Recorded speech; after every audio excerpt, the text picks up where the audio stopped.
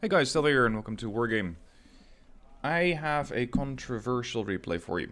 Normally my videos hover around the 90 to 95% like ratio. I imagine that this one's going to go lower. Because what these three guys are doing, Zero, Itch and Venator on blue 4, is going to be... How shall I put this? It's a weird strategy. It'll only work in destruction. And well... In most respects, it just sucks the fun right out of the gameplay.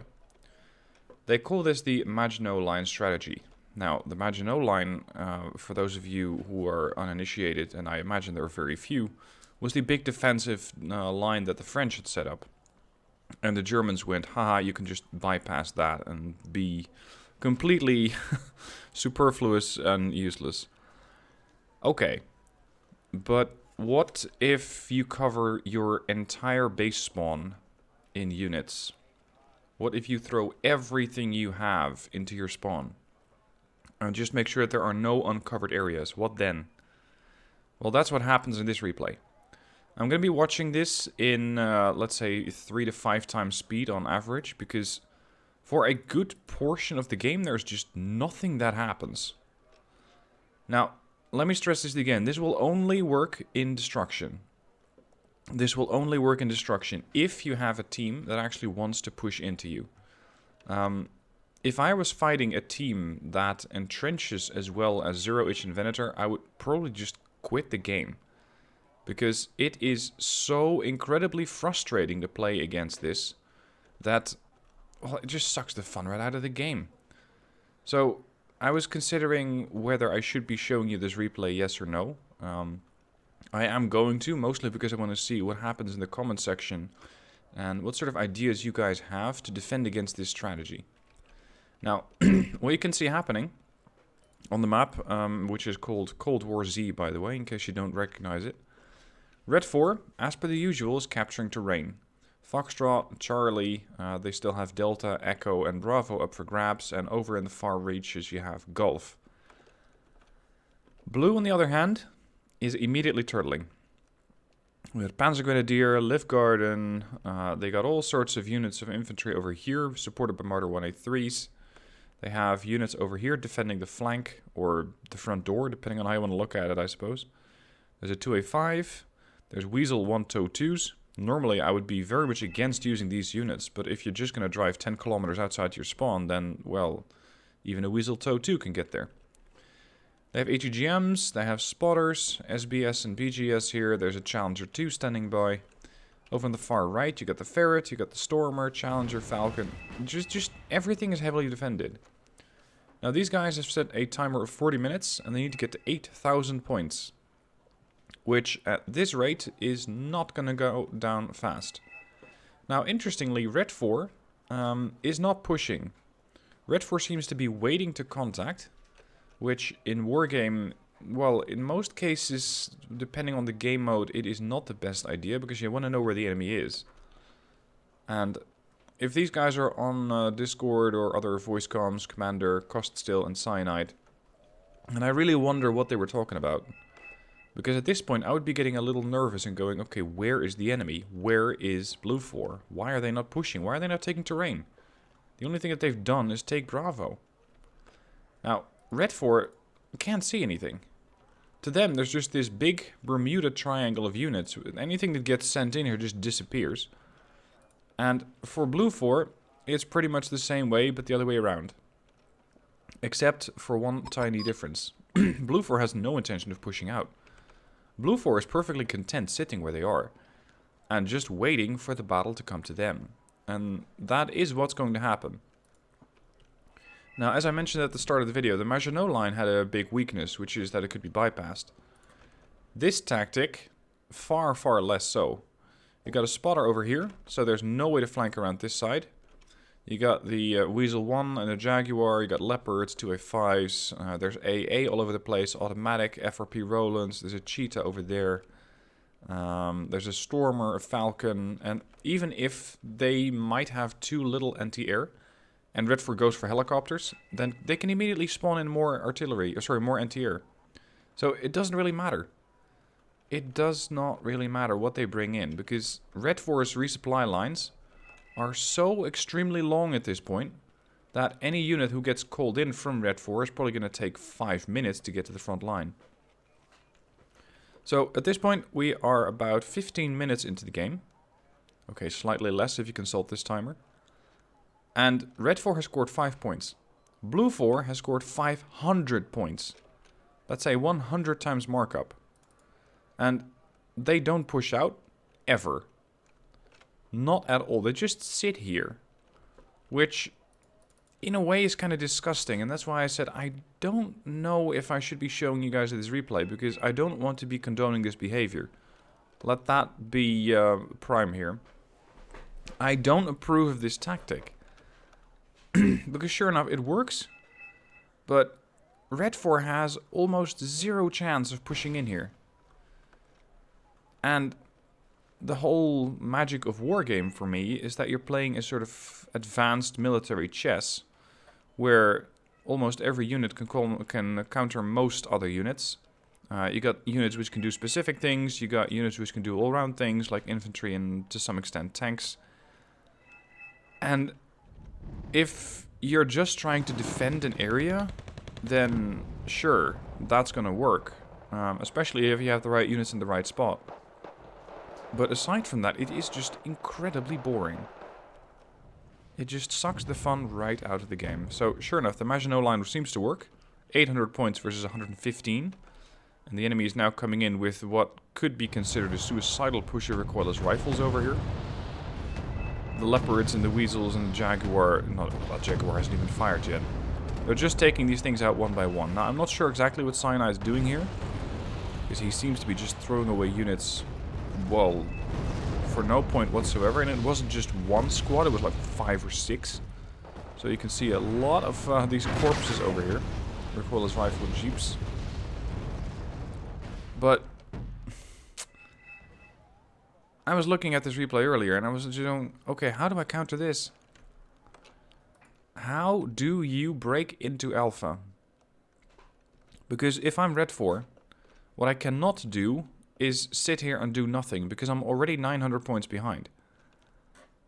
I cannot push in. Let's say that I knew what was in this town, or that I suspected that it was full of infantry. I would go, holy shit, I can't go in there. There's Fliegerfaust, there's a whole bunch of Jaeger, there's Panzergrenadiers, there's more Jaeger, there's Livgarden. There's a whole ton of anti-air, so just trying to do airstrikes on here would be a bit suicidal. I could try to push in with infantry, but it would be such a meat grinder. And blue could just throw down a couple of airstrikes, which I would have almost no counter against. So this town is a no-go. I could try pushing through the woods here. And if I do that, then I have the same airstrike risk. I don't really see any way to counter that. Because if I start flying in with a bomber and let's say have a fighter overhead here as a sort of air patrol, then blue can just come in at the last moment, shoot down my bomber and just ignore the fighter. Bringing AA over here is risky at best and utterly useless at worst, because it's going to be slow off-road, most of the anti-air, especially the bigger missile anti-air for anti-airplanes. You're going to run into potential fuel issues because you're doing a hell of a distance and then you're going off-roading. You don't know when the enemy infantry is going to jump out of the trees and just kill off your vehicle. So this part of assault, this approach, again, is not really going to work. So right down here, hell no. It's swarming with Panzergrenadier and Jaeger and Martyrs, and hell no, I'm not going in there. This area, once again, heavily defended. Fliegerfaust, Cheetah, Fallschirmjäger. Nope, not getting in there. And then we have the side where you got the 2A5, the 2A1s, ATGM units, spotters. I'm not getting in here either. Here then, well, the only units which could go in here are helicopters. Because I don't believe a tank can traverse these cliffs. It's just not possible. So either it would be a swarm of infantry, which would get detected the moment that they get close to this ridge, or to this tree line, and immediately wiped out by the BO-105. Let's say I swarm in with a whole bunch of helicopters. Blue just swoops in with fighters and starts nailing you one by one. And then they start redirecting their anti-air in the form of the Roland, the automatic. They got the Eyehawk over here. You're just going to lose a ton of units. So, as the saying goes, you can either defeat your enemy or you can break their will to fight. This breaks my will to fight. This breaks my will to play the game. Which, in a way, is a victory for Blue 4. And sure enough, it is a way to win, but it is dirty as fuck. I don't want to play the game like this. Now, what I'm really curious about is how you guys would approach this problem. I, for one, if I saw these 3 guys, would probably add them to my block list and go, oh shit, I'm not going to play against those guys again. Because if they just turtle up again, it's going to be such a boring game. I don't want to have boring games. I want to have active games where stuff moves and you have skirmishes and you capture terrain and you lose it again. And, well, preferably not lose it again, but, you know, the ebb and flow of the battle. It's just completely absent here. It does not happen.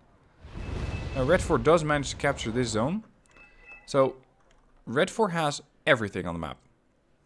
Every sector. But one, and that's Alpha. Now, this being Cold War Z, you actually get 10 points out of that. So that's a big amount of your income. And that means that Blue can buy all these units and keep reinforcing, because they probably have a ton of points in the bank that they're not actively deploying. That they're more keeping in there as a sort of strategic reserve. How do you beat this? Or rather, question 1, do you even want to beat this? I mean, if this was a campaign game, if you're playing against AI, I would absolutely understand. I've done it in my campaigns, because the AI just spams units, generally doesn't adhere to the rules of availability, generally doesn't adhere to the rules of income either, and just spams units until there is no tomorrow.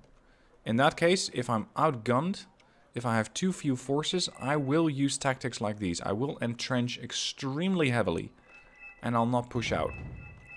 I've done that. But when you're fighting a player, you want more ebb and flow.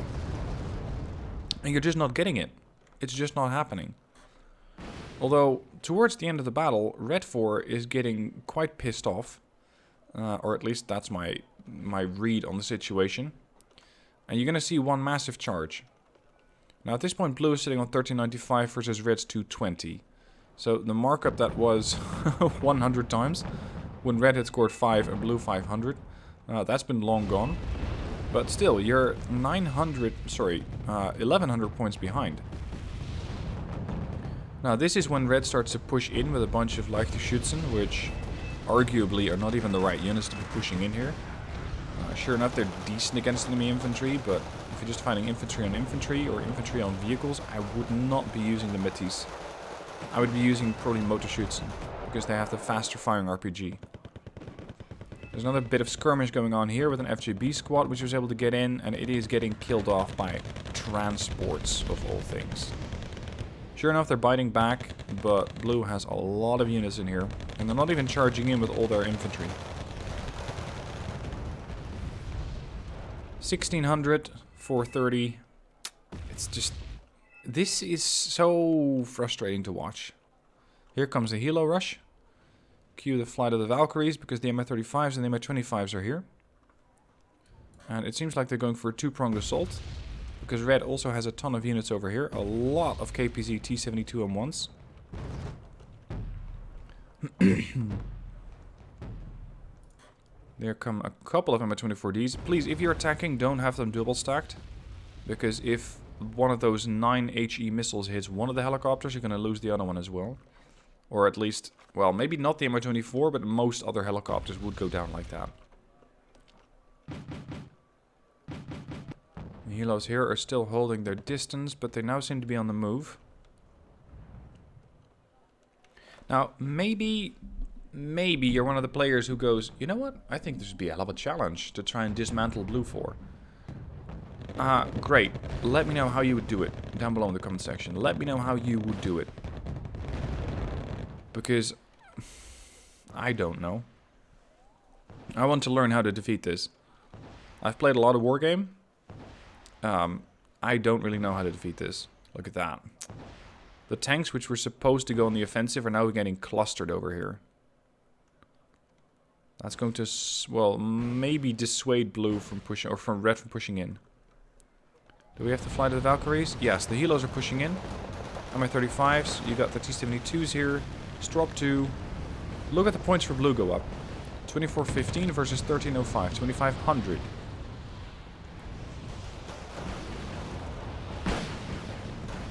Look in the Alpha jets to nuke everything that is in the way by just deploying a napalm wall. 2650 versus 1490, 1520, 1540, 1590, 1600, 1700. A couple of Alpha jets are just dissuading most of the infantry from pushing up, but they're already too late. And my 35s have so far survived. They're now running into a bunch of Lynxes and a Stormer. They might be able to wipe out this line. But there's a whole bunch of cheetahs, automatics, even mortars coming in to try and suppress enemy units that are coming in. Blue scored 4,000 points. Red, 1945. And now red is also pushing with the other vehicles here. We got transports, we got strops, helos, tanks. Jaguar 1 is now engaging. Please kill that. There you go. I'm saying please kill that because I think this strategy is so damn dirty. Now, the guy who sent it in, Zero, he says, in this game we utilized a very unique strategy. I've never seen anyone do this before, and it seems to work for my group of friends way too often. Yeah, because it's called sitting on your butt and doing jack shit. That's basically what you're doing. That, well, okay, arguably it's a tactic. Arguably this is a way to win the game, because, I mean, they are winning. 5,050, well, let's say 6,000 points versus 2,000. Red has no chance of getting in.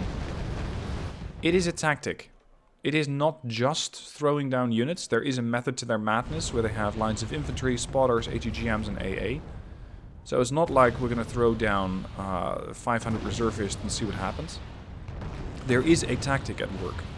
This is part of a strategy. But please, please don't start copying this. Because this just sucks the fun right out of it. Blue, almost 7,000 points versus red's 2465. And there is, as far as I'm concerned, no way that red could win this. They just couldn't. Because blue is so heavily entrenched and has concealment. Red has to pass through open territory in order to get in. Anytime they do that, they're going to get detected. You could put up a smoke screen from here to there, and blue would still fly around with a helicopter probably and still spot you. Same thing over here. Sure enough, they captured the town. But they captured the town at the expense of about 6,000 points. That's a hell of a price to pay for a town, considering that you're not actually getting that many kills yourself. This is just such a terrible strategy. Well, if we want to call it that. So, let me know what your thoughts are down below in the comments. How would you counter this? How would you defend against this?